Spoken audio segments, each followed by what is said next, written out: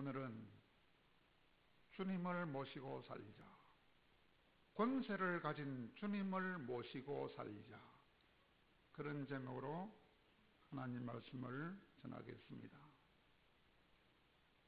전혀 기대하지 않았던 일이 일어날 때 우리는 깜짝 놀랍니다. 기대하지 않았던 사람이 두각을 나타낼 때 우리는 깜짝 놀랍니다.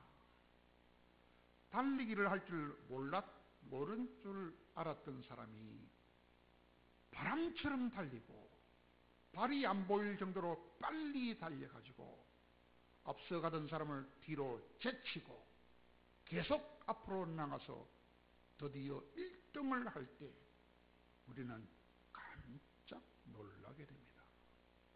그러나 요즘 사람들은 어지간해서는 잘 놀라지 않는 그런 시대가 되었습니다.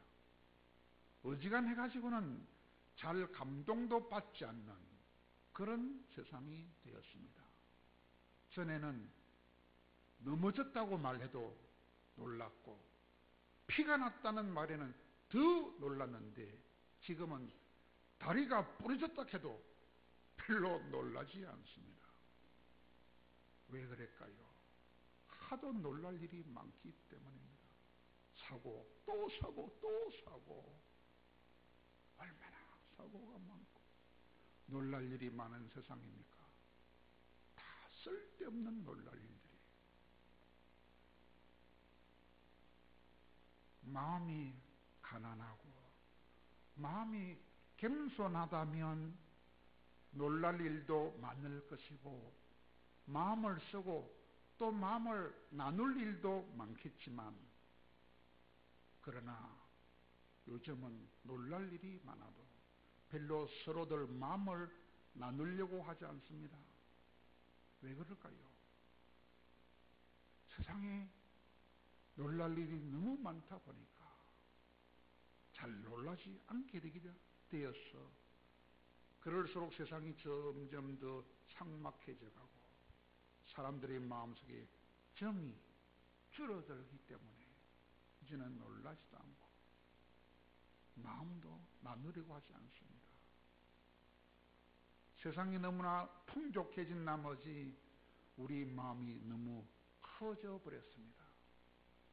그래서 우리도 모르는 사이에 아주 좁은 세상에 살고 있습니다. 마음을 다 닫고 살고 있습니다.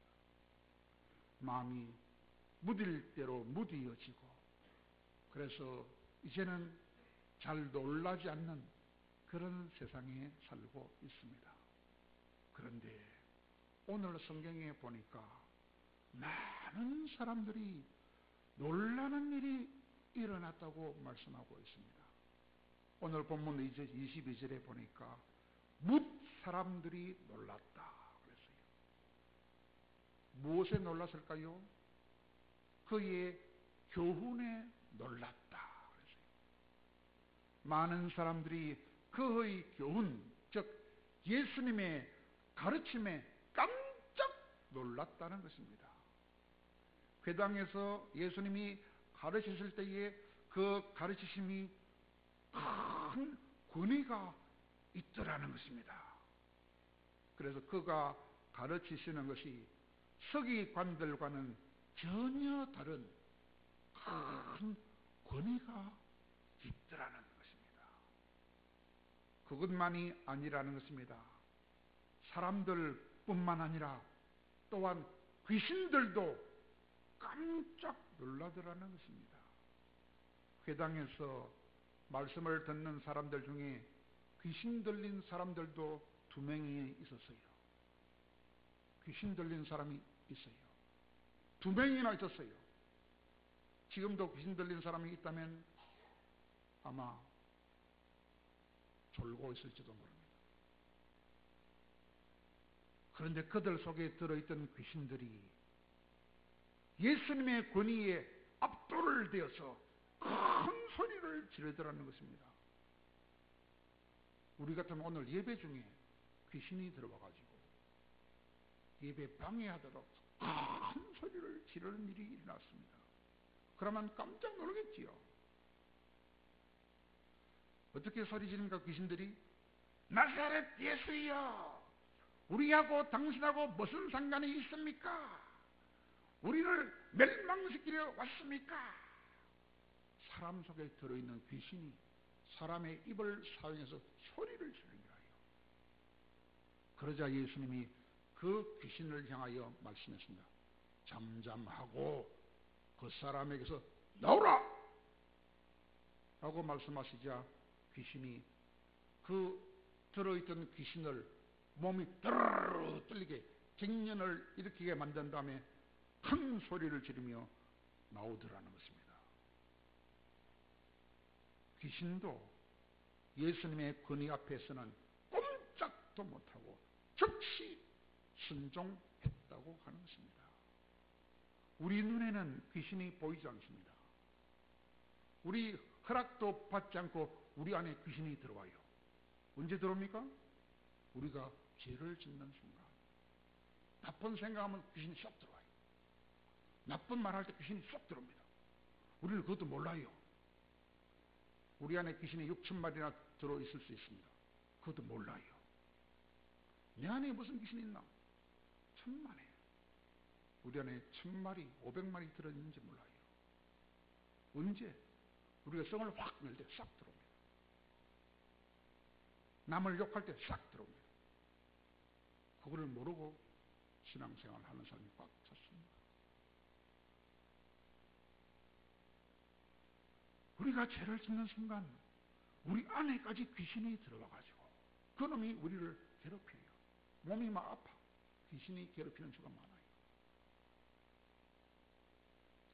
우리를 괴롭히는 그 귀신들도 예수님의 권위 앞에서 깜짝 놀라 도망가는 것입니다. 그러므로 주님이 가지셨던 권위가 얼마나 큰 권위며 얼마나 대단한 권위인지 말할 수 없을 정도입니다. 오늘 본문 27절에 보니까 다 놀라서 서로 물어서 말하기를 이는 어찌미냐? 권위 있는 새 교훈이로다. 더러운 귀신에게 맹령한 적 순종하는도다. 그렇게 말씀하고 있습니다. 누가 놀라요? 다 놀랐어요. 많은 사람들이 놀랐어요. 귀신들도 놀랐어요. 그래서 다 놀랐어. 어떻게 이런 일이 일어날 수 있느냐?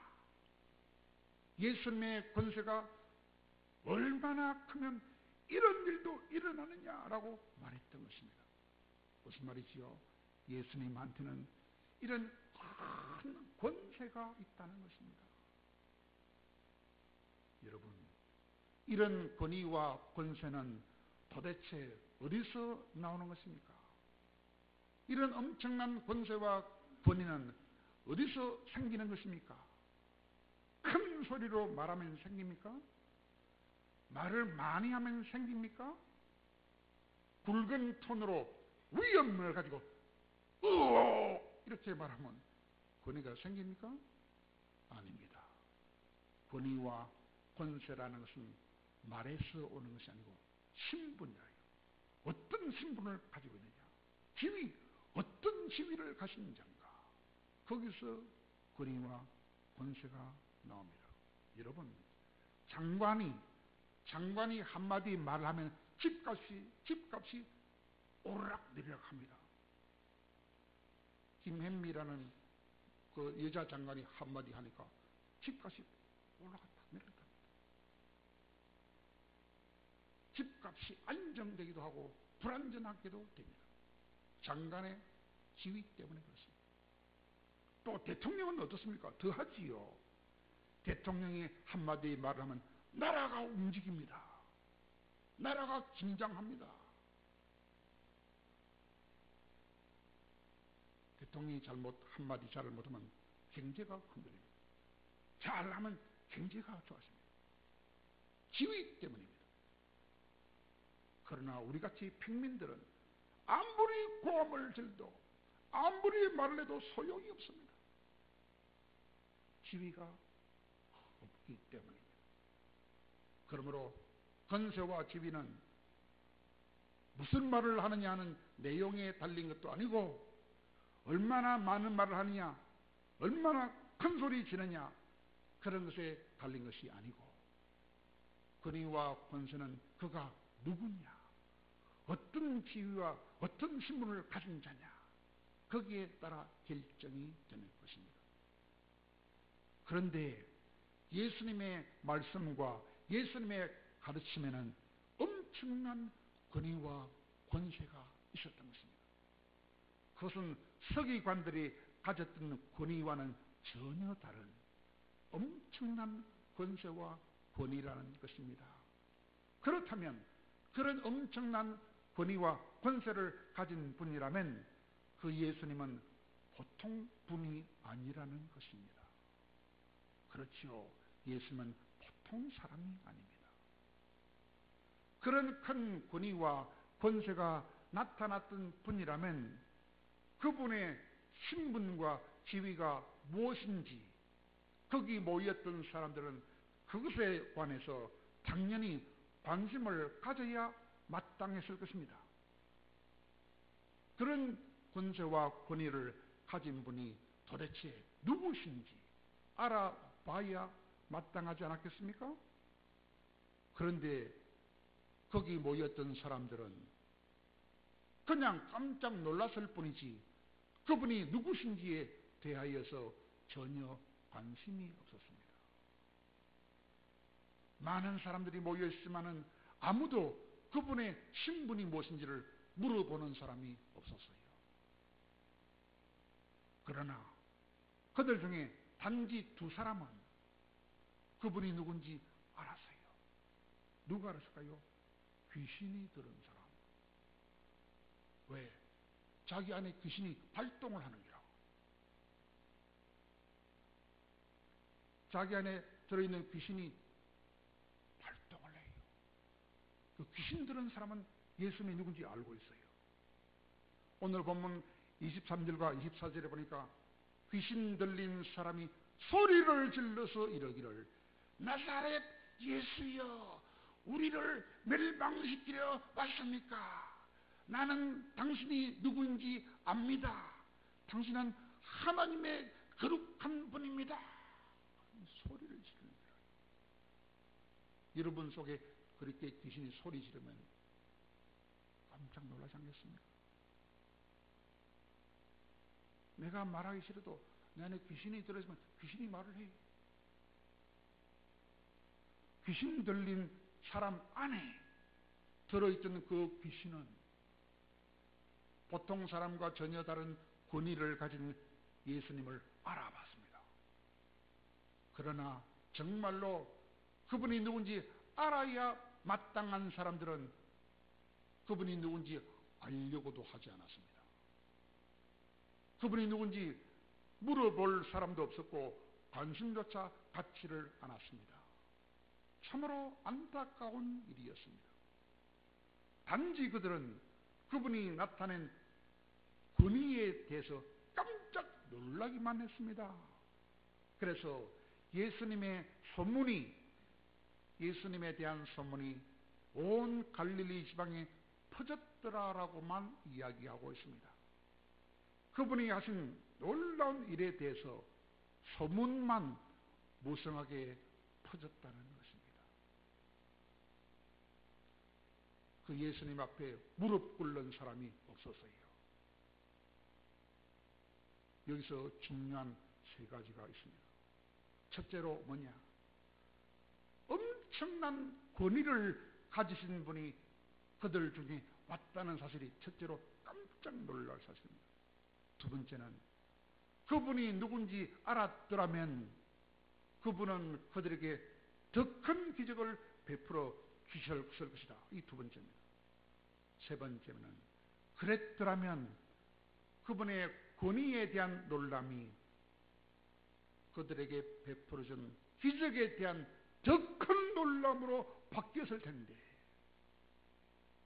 그것을 몰라서 그런 놀라운 축복을 받지 못했다고 하는 것입니다. 예수님이 누구신지를 그들이 정말로 알았더라면 그들의 모든 문제가 다 해결을 받았을 것입니다.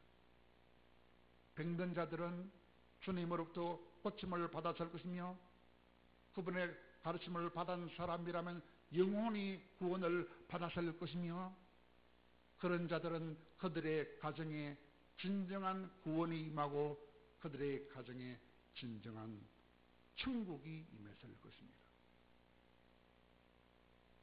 그러나 그들은 예수님의 권위에 대하여 놀라기만 했을 뿐, 진짜 그분이 누구신지 알아보지도 하지 않았고, 그것에 관해서는 관심조차 갖지 않았습니다.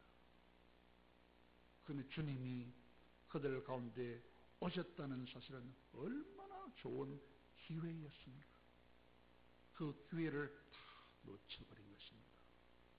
심지어는 그 예수님을 보고 우리 동네를 떠나가십시오, 떠나가십시오 라고 말했어요. 얼마나 어리석은 자들입니다.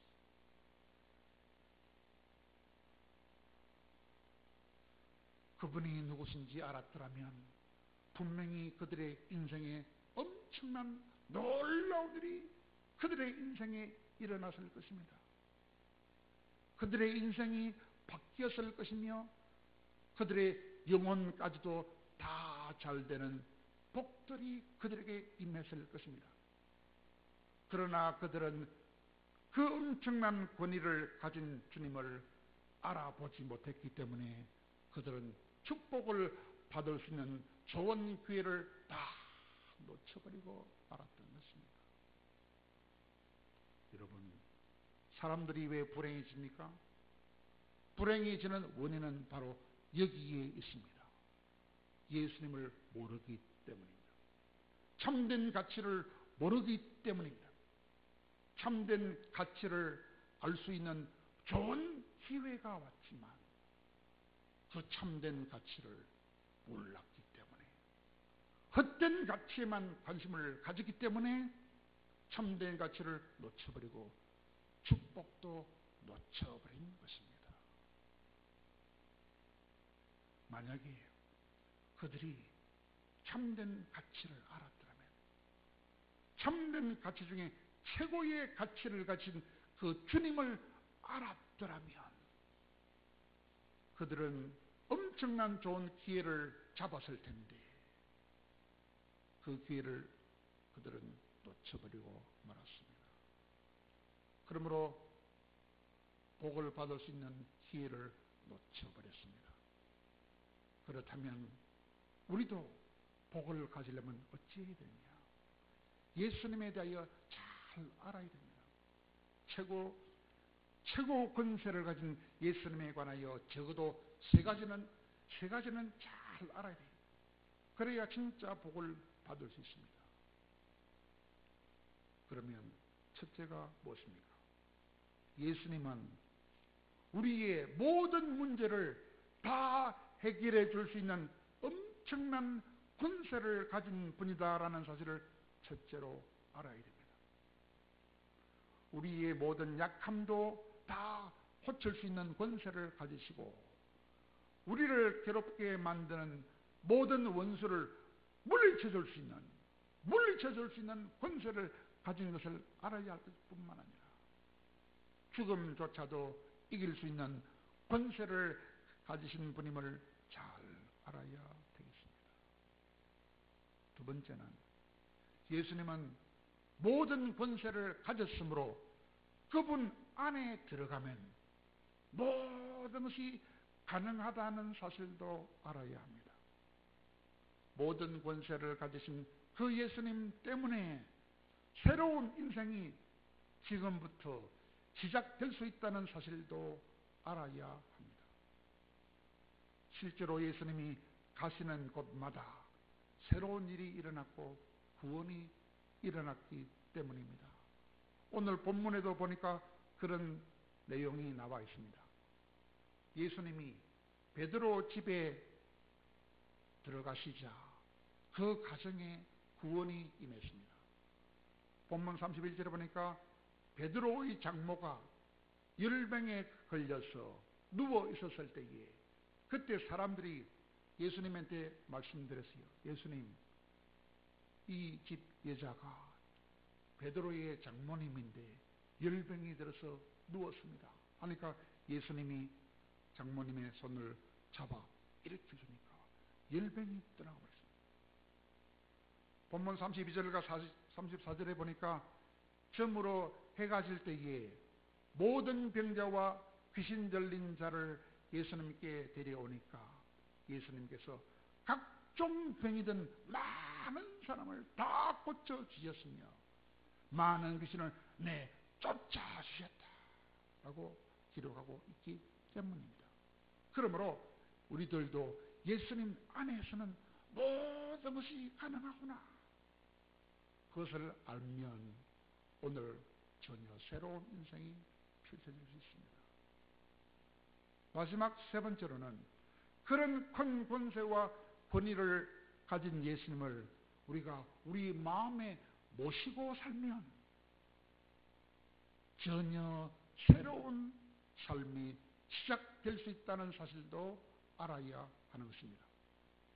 그런 권위와 권세를 가진 예수님을 우리 마음에 모시고 우리 가정에 모시고 우리 교회에 모시고 산다면 정말로 복된 한 해가 시작될 수 있으며 정말로 복된 인생도 살 수 있다고 하는 것을 알아야 한다 하는 것입니다. 그러므로 주님을 모시고 살면 어떤 일이 벌어집니까? 하늘과 땅의 모든 권세를 가지신 그 주님이 우리 마음속에 임하여 주십니다. 또한 우리 삶과 우리 가정과 직장과 교회 생활에도 항상 임해 주시는 일이 일어납니다. 그러므로 우리 가정들마다 우리 교회도 놀라운 일이 일어나게 해주시는 것입니다. 그러면 어떤 일이 일어날까요? 우리 건강의 문제도 해결됩니다. 경제 문제도 해결됩니다. 자녀 문제도 해결됩니다. 가정 문제도 다 해결될 수 있습니다. 왜? 전능한 주님을 모시면 다 해결해 주십니다. 여러 가지 꼬여있는 문제가 해결되고 고통과 근심을 갖다주는 모든 문제도 해결받을 수 있습니다. 그러면 우리 삶 속에 말할 수 있는 기쁨이 임하며 말할 수 있는 즐거움이 임하며 말할 수 없는 신나는 일이 일어날 수 있는 것입니다. 그러므로 하나님은 성경의 여러 곳에서 주님을 모시고 살아라, 주님을 모시고 살아라고 말씀하고 있습니다. 얼마나 많은 곳이 있지만은 10군데만 제가 간단하게 소개하겠습니다. 첫째로 스가랴 3장 17절에서는 이렇게 말합니다. 너희의 하나님 여호와가 너희의 가운데 계시지 아니하느냐. 너희의 하나님 여호와를 너희 가운데 모시고 살아보라. 그렇게 말했습니다. 또 시편 16편 8절과 9절에서는 여호와 하나님을 항상 내 앞에 모시고 살면 내 마음이 기뻐지고 내 영혼이 즐거워지고 내 몸이 강건해진다고 말씀합니다. 그리고 잠언 4장 8절에 보니까 예수님을 높여드리라. 그리하면 예수님이 너를 높여줄 것이다. 예수님을 마음에 품고 살아보아라. 그러면 예수님이 너를 영광스럽게 만들어 주실 것이다. 그렇게 말씀하겠습니다. 로마서 8장 10절에도 보니까 예수님이 너희 안에 계시면 너희 몸은 죽을지라도 너희 영혼은 영원히 산다. 요한복음 14장 20절에 보니까 그날에는 내 예수가 너희 안에 있음을 너희들이 알 것이다. 요한일서 5장 12절에 보니까 하나님의 아들이 그 속에 있는 자들은 생명이 있고 하나님의 아들이 그 속에 없는 자들은 생명이 없다 그랬어요. 데살로니가전서 5장 10절에서는 예수님이 죽으신 것은 자나 깨나 예수님이 우리와 함께 살아주기 위하여 예수님이 죽으시고 예수님이 올라가시다고 했어요. 그리고 요한복음 1장 12절에 보니까 예수님을 마음속에 영접하는 자들에게는 하나님의 아들이 되는 권세를 준다고 했습니다.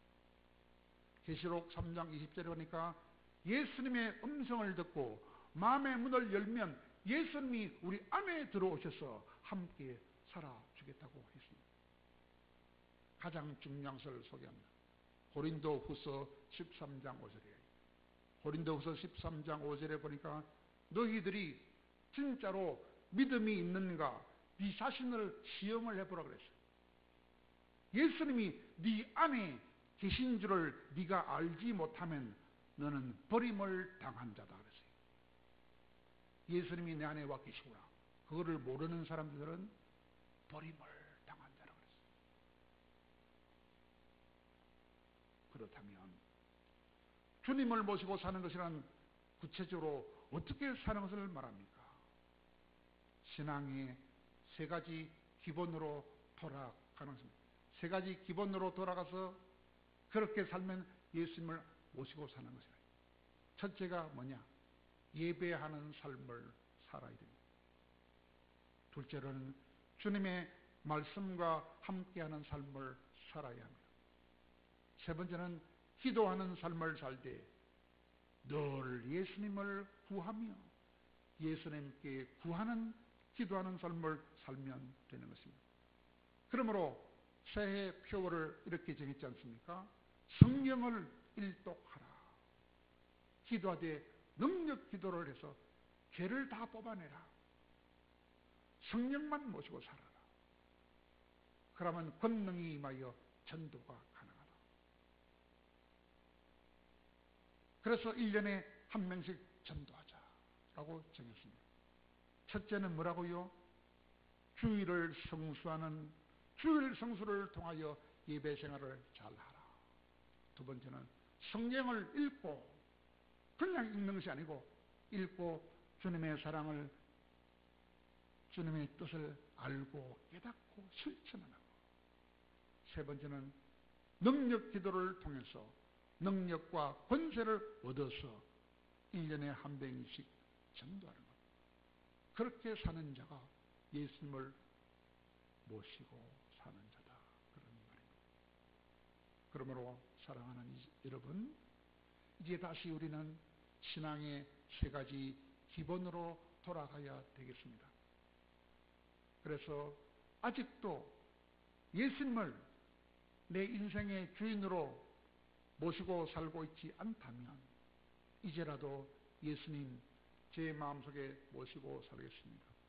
제 마음속에 내 인생의 주인으로 모시고 살겠습니다. 지금 이 순간 고백하시기 바랍니다. 주님을 모시기 바랍니다. 그리고 나를 위해서 살지 말고 오직 주님만 위해서 살 수 있기를 바랍니다. 주님을 모시고 주님만 위하여 살되 세 가지로 살아라 그랬죠. 주일을 주님의 날로 알고 지키며 살 것이며, 둘째는 날마다 성경을 읽어서 주님의 사랑과 뜻을 깨닫고 그 뜻대로 실천하며 살 것이며, 세 번째는 매일 기도하되 능력 기도에 힘을 써서 내 안에 모든 죄를 다 뽑아내고 귀신을 다 뽑아내고 다시는 내 안에 악한 더러운 것이 없이 깨끗한 마음과 깨끗한 말과 깨끗한 행동으로 살아서 1년에 한 명씩 전도하는 진실로 큰 권세를 가지신 주님을 모시고 기쁘고 편안하고 복되게 살아갈 수 있는 우리 전환교회 성도들이 다 될 수 있기를 간절히 바랍니다.